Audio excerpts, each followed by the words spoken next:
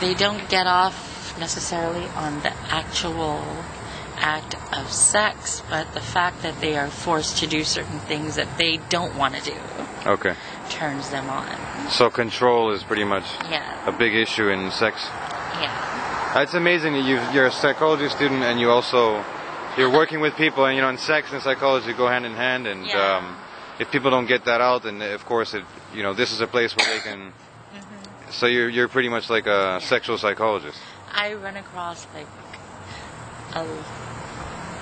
spectrum of what you would consider deviant sexual behavior. I have a couple of clients that are into certain fetishes, like foot fetishes. I run across a lot of men who are into foot fetishes. What do you think that is? A lot of people have foot fetish.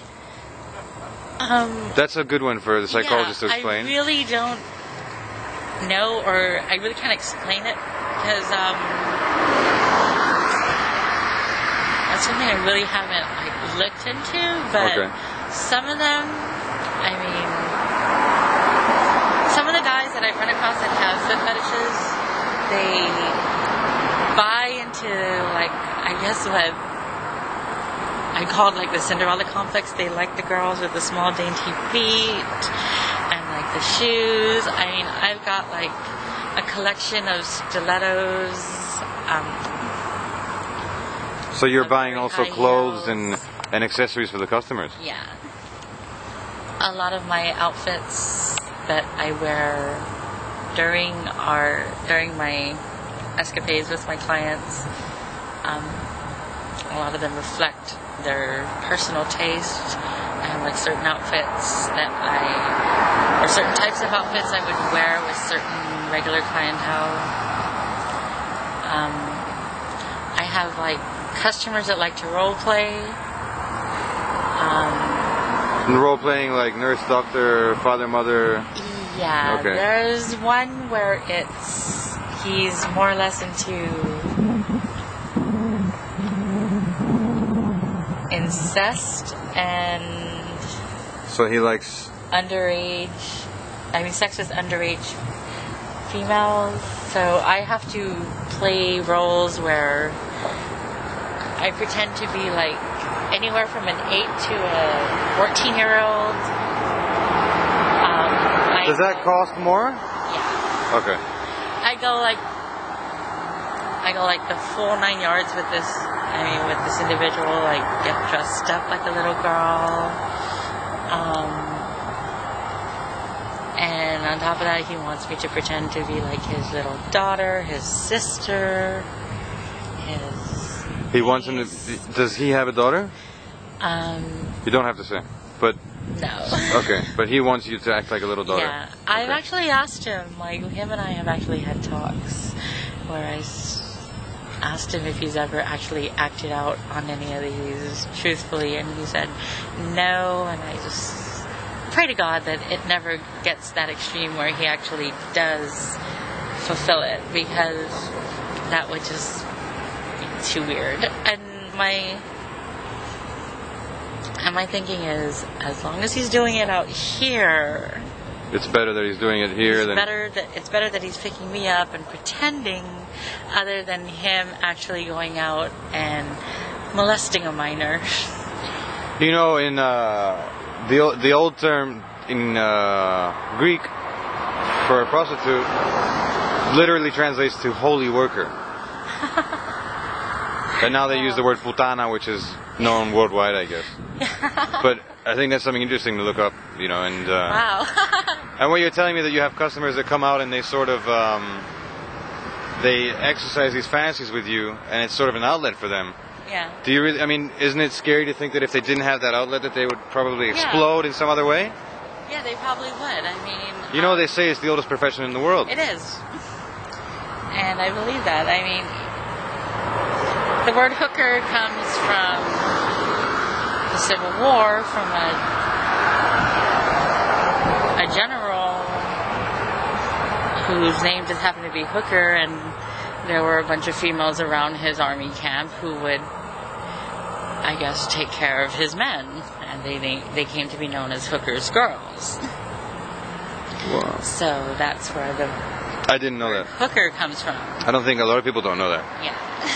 So why do you think then that the prostitution is illegal in a lot of countries, then it's tolerated in many places, and why do you think that the United States is chasing down prostitution so much? Well, knowing, I mean, I'm trying to think. The United States, they have the best universities and all this, and they have all this information. Knowing this information, why would they then chase down the prostitutes? I think because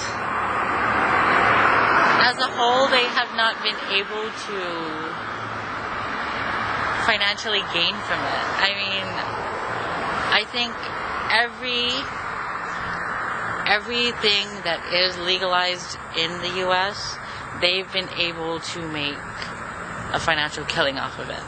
Right. So they're like slowly beginning to allow casino gambling in practically every state, but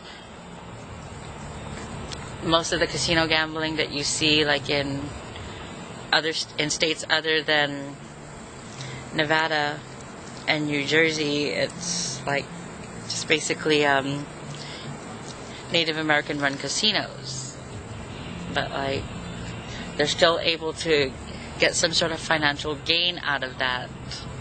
Do you think it's also the Puritan and the religious groups pushing it, though? Oh, well, yeah, of course. When you think about it, the U.S. was founded by, Puritans and these people that just basically,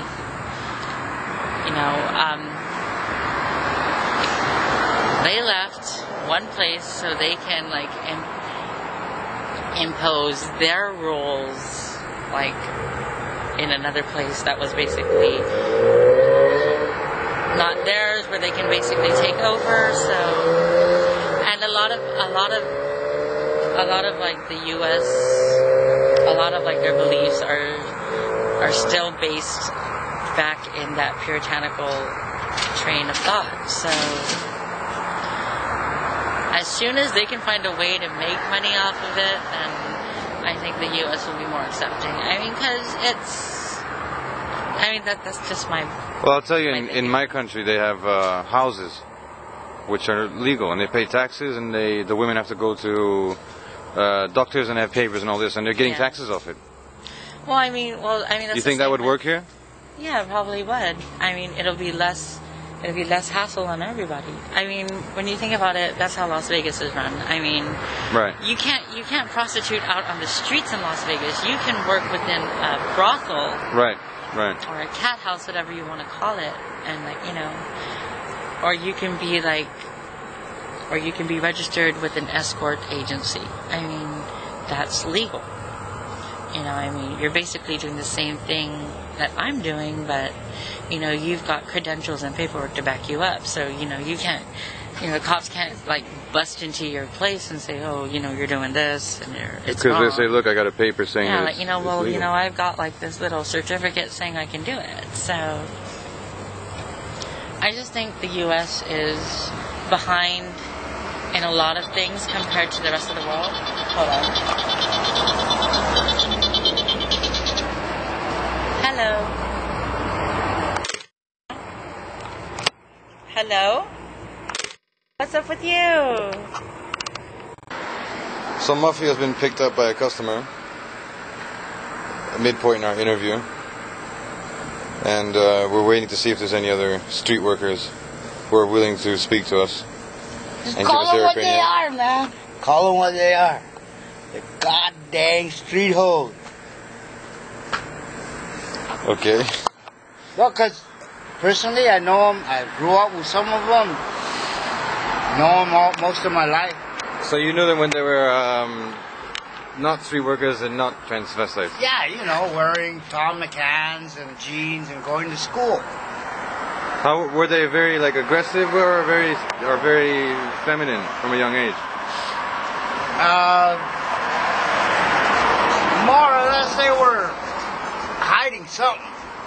More or less they were hiding something. How could you tell that? Because like in a game of dodgeball.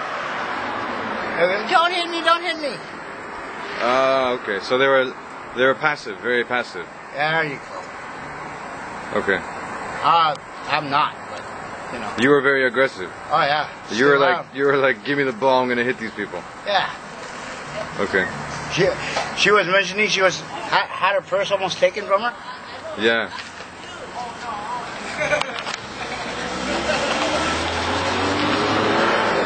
And there goes some more idiots. Oh, you know, life on the streets. Life on the street. You get what you can get, man, and you're very protective with what you got. That's true. But it's not a dog-eat-dog world as far as I can see it. You know? What kind of a world is it then? I mean, you get those sound bites of compassion and